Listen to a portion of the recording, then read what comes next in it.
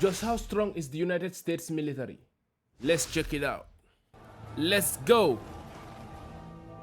Why is the US military the strongest? Great military powers have been appearing and disappearing since the beginning of history.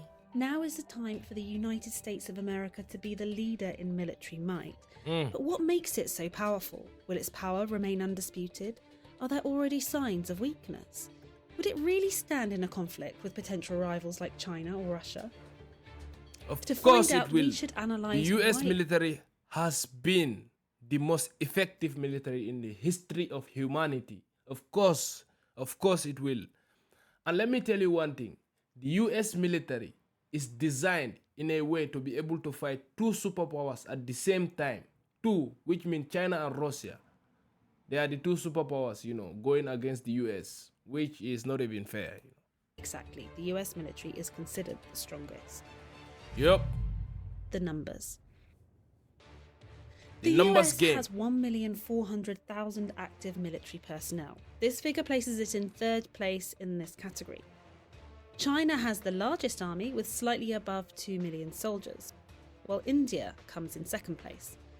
This doesn't sound that impressive, but what makes the US military stand out is not necessarily the raw number of men. The US has unquestionable air supremacy. The US military is number one in air power with 13,200. And what they say, if you can have air superiority, you are the superior. Air superiority means superior in the military 64 games. total military aircraft, a total that is greater than the other 5 greatest air forces combined. Yo, what the fuck? Bro, look at this, bro. So you can add China and Russia and India and South Korea, Japan, all of them together, and they will not even beat the US in terms of military. Bro! That 2,085 are air-to-air fighters, 715 ground attack aircraft, 945 transportation aircraft, 5,768 helicopters, and 967 attack helicopters. The US is number one in each aircraft category, except for air-to-ground forces, where it's slightly topped by Russia. The US has a powerful navy that is designed to work in conjunction with its air forces. It has 20 aircraft carriers, 11 are regular fixed-wing carriers, while 9 are capable of hosting only helicopters and short takeoff planes like the F-35B. This is almost half of the world's total number of aircraft carriers, while most of the others belong to allied countries. Yo! China only have 2 aircraft carriers. Even Japan has more aircraft carriers than China, bro. Yo! I cannot even believe this, bro. And France have 4. Egypt. What? Egypt have aircraft carriers. Mother. Yo! If we take into account only regular fixed-wing aircraft capacity, the total combined deck space of the US aircraft carriers is over twice that of all the other nations combined. To complement this, the US Navy has the greatest number of destroyers and ranks third in the number of submarines. Bro, why does North Korea have more submarines than the USA? But it's all about effectiveness. How effective are their submarines? Because those submarines, they are like those cattle submarines. They are not effective at all. I don't know, bro, how they are able to achieve 83 submarines, bro.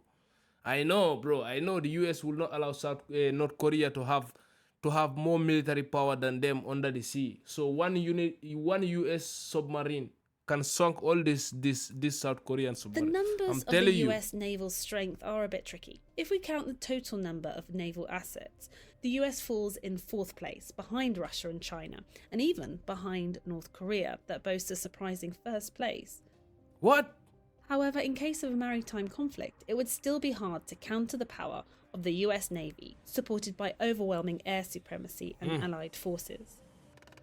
The Nimitz class. Land You know power. the Nimitz class. The US is slightly behind Russia regarding raw numbers. American ground forces number 6,289 tanks, 39,000 armoured vehicles, 1,465 self-propelled artillery, and 1,366 rocket projectors. You know what I learned about the US? They don't care about the other things. That doesn't matter because they know what matters is air superiority. If they have air superiority against these counterparts, you are doomed for failure because what matters is the air. If they can have air superiority over your land, they will just bomb you to the pieces, bro. To obliterate you, bro. That's crazy, bro. However, Russia has a lot of outdated vehicles with questionable Ah, performance. that one we see that in Ukraine. Bro, they are getting smoked by the Ukrainians, bro. Just by these drones, Just drones are killing the Russians in Ukraine. It's crazy, bro. Case of It's real crazy. conflict. Meanwhile, the US military has a broad technological edge. The US has 5,800 nuclear warheads that make it the world's second largest. What? 5,000 nuclear warheads. And they are warheads, Not tactical nukes. Warheads. Bro. Maybe it is the same thing, but bro, 5,000 nukes, bro. They can literally fuck the whole planet up. Only the US can fuck the planet up, And that's the good thing about them, bro, because they can destroy the whole planet, but they are chill about it because it's not worth it. All of us are gonna die, bro. In nuclear war power. So in this video, America, we're analysing Captain America, conventional military strength. Don't do that but to it us. can't be denied that a nuclear arsenal does bring a certain status. Even if things don't escalate to a full-blown nuclear war, it's intimidating to any country to be armoured with such nuclear power. You're right. You're damn right. Equality. The US Army consists entirely of trained professionals, and many have real combat experience. Since the beginning of this century, the US has been involved in military conflicts in Afghanistan, Iraq, Pakistan, Somalia, Libya, Uganda, and Yemen. While other countries still rely on conscripts to fill the numbers, the US can field an army of well-trained, experienced professionals. The equipment, the military assets, and the technology used in combat have excellent quality. This is the defining reason why US casualties are usually fewer than those of their adversaries. A strong ability to project One thing power also, is another one thing also about the US, if you see their casualties are lower than their counterparts, most of the time it's air power, This is what I've been saying. It's air power. Because if you are trying to overwhelm them with firepower, they're gonna just, contact, they give them the, longitude and latitude. You are fucked. defining trait of the United States military. Bro. Size, technology, and experience are nothing if you can't reach the enemy. Power projection is the ability of a state to deploy and sustain forces outside its territory. Only a few states are capable to overcome the difficulties that involve power projection, and the US excels at it.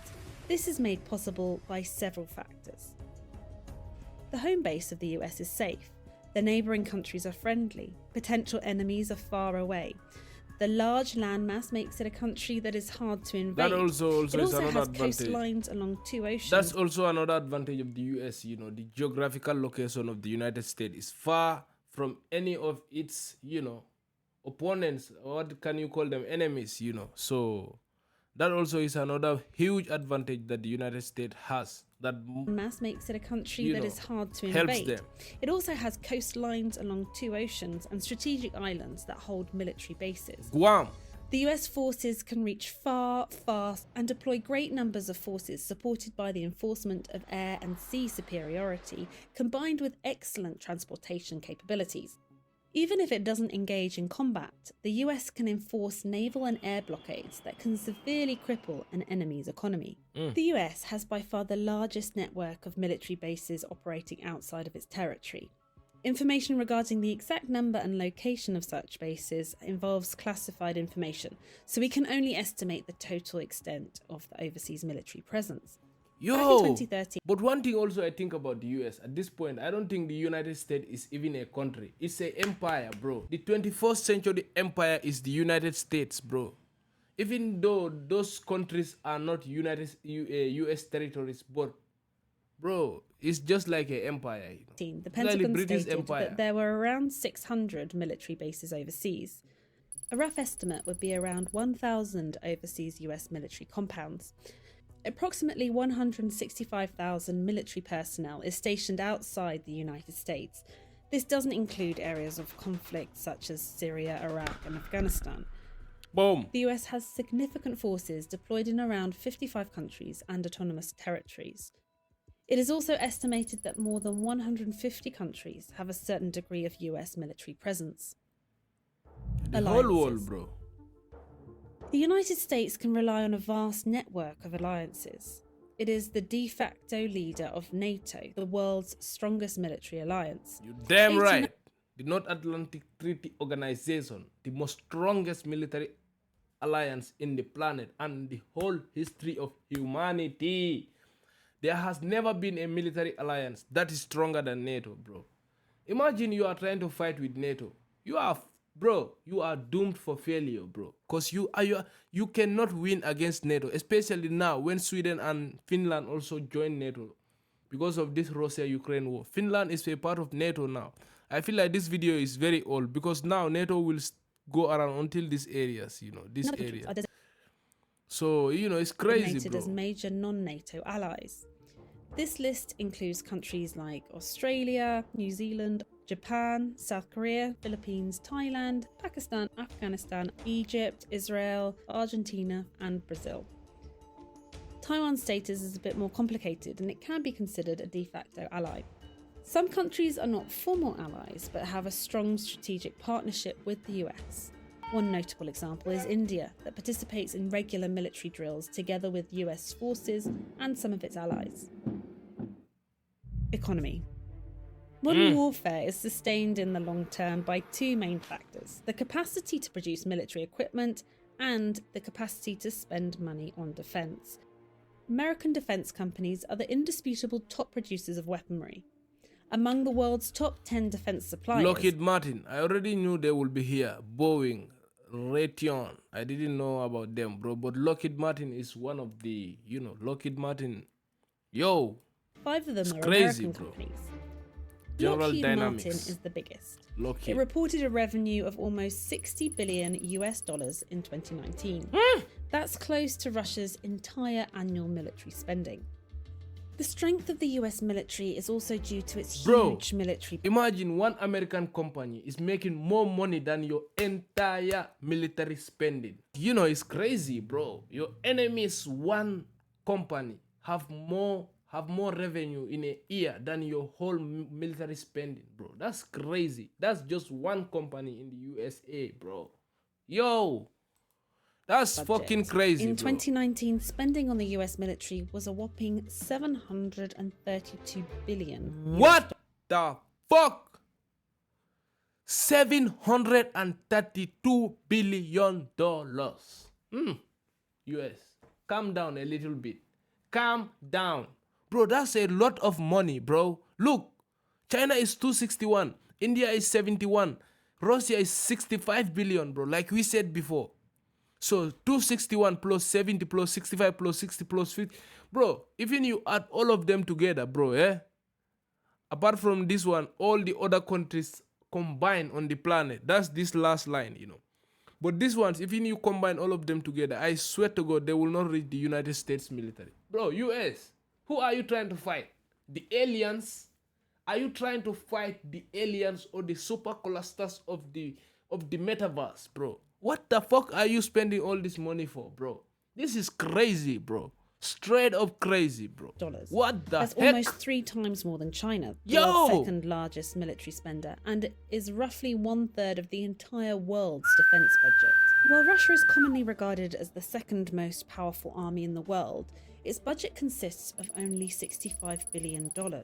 Arguably, there is an aspect of purchasing power. For example, it's cheaper to pay a Russian or Chinese soldier. That's what I was saying. That's what I was talking about. It's cheaper to pay them. There is cheaper labor in Russia and China than the United States.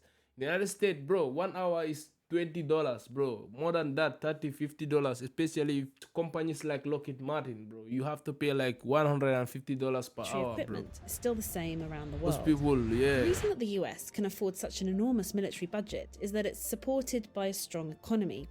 America has been the world's largest economy since 1871. Its nominal GDP is currently 21.44 trillion US dollars. This is almost a $21 trillion. Yeah, no comments. That's quarter of the crazy. global economy, and it's backed with Quarter. plenty of natural resources, advanced infrastructure, and technology. Besides the ability to sustain an enormous defence budget, the US often uses its economic strength as a weapon by enforcing economic sanctions. Soft factors. Soft power is another factor that comes into play when assessing a country's might. The US is world-beating in culture, education, and technology. American pop culture has an enormous influence, and this won't change anytime soon. America also hosts most of the world's top-ranking universities with a record number of international students. The US leads the world of technology and digitalization as home to the world's most influential tech companies like Apple, Google, Microsoft, and Facebook. You know, Silicon Valley, you know, Apple, all those companies are from the US, you know, all the big tech companies are from the US. Digital, bro, anything is from the US, you know. They started this whole internet. The internet, the US started it, you know. Bro, it's the easy US, to think that this doesn't seem important in it is warfare. important. What the fuck are you it is important. How it is not important, you know. All these things are the reasons that the US is the strongest military in the planet, bro.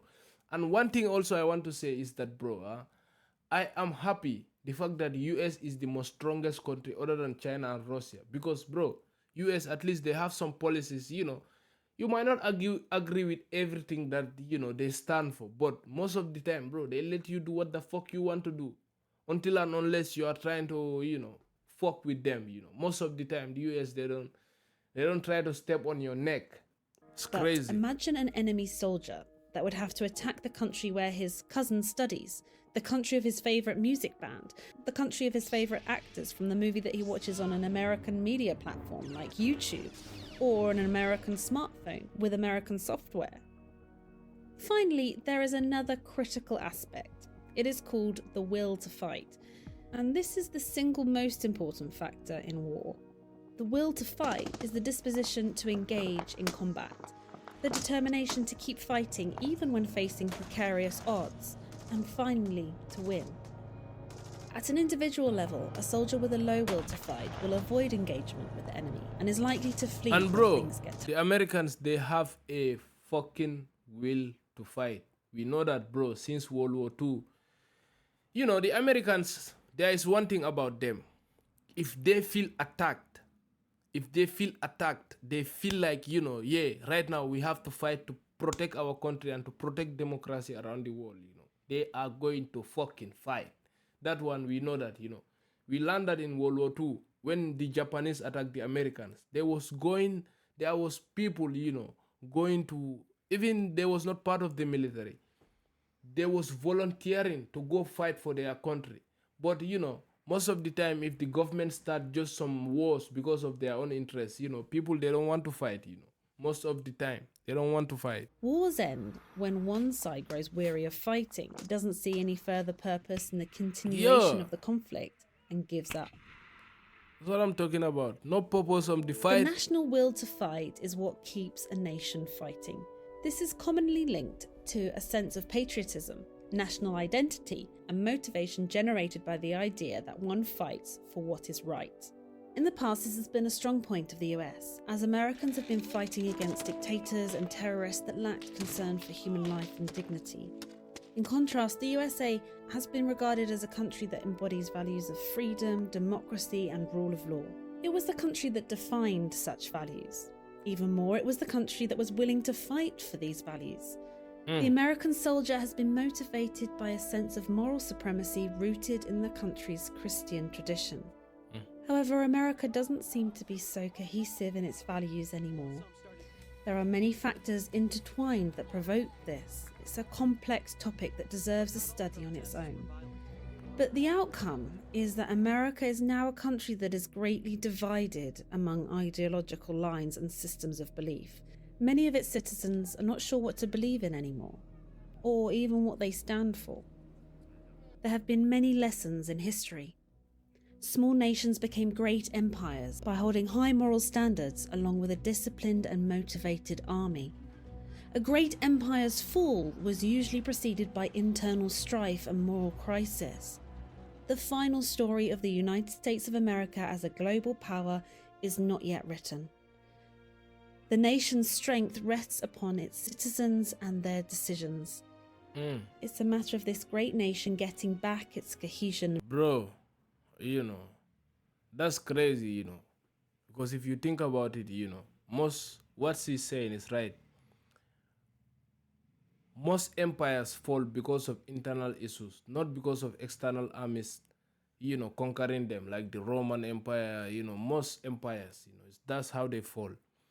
So, in the last in the last 2 decades, the United States has been going through some ideological crisis, what I would call it, ideological crisis. Because if you think about it, the United States have lot of cultures mixed in the same country. It's only in the US you can be Christian, you can be Muslim, you can be Buddhist, you can be whatever you like, you can be atheist. So all those cultures and religions clashing. So that's creating a problem. Because if you think about it, in the 1600s, in the 1700s, when the US was in the 1700s, when the US was first formed, before all this migration and all this stuff, even there was migration, most migrants were Christians. So they had that common value and common principles. But for the last 100 years, there has been too many things, too many migrants, different. Because before there was not a lot of atheists, like 400 years ago, there was not a lot of atheists. But now, bro, it's crazy, bro. Moral compass. That is, if it wants to keep its status as the world's greatest superpower and defender of freedom. That is crazy. The US military, my thoughts and, my commentary on this video is that the US military is really strong, but if they want to keep this power for centuries and millennia to come, there has to be a common ground of, understanding each other. If there is not something like that, it is going to be very hard. The US already had its first civil war in the 1800s, I think, when there was Abraham Lincoln or something like that. But in the 21st century, if the US have a civil war again, the US enemies, they are going to take advantage of that civil war and turn it into a real war, and trying to start a proxy war with the USA, inside the USA. They are going to try to, it's not even there. They will do it, 100%. The Americans, what I want to say is, what you have is very valuable. So don't take it for granted, When you see people who are trying to take over your land, not to take over your land, because they will not come direct and take over the US, but they are going to ideologically attack you people, to attack the United States. So that's what I have to say, Keep your head up. It's your boy Afri Action. We out. And you tell me what video you would like to see me see next on my next series of reactions. We out.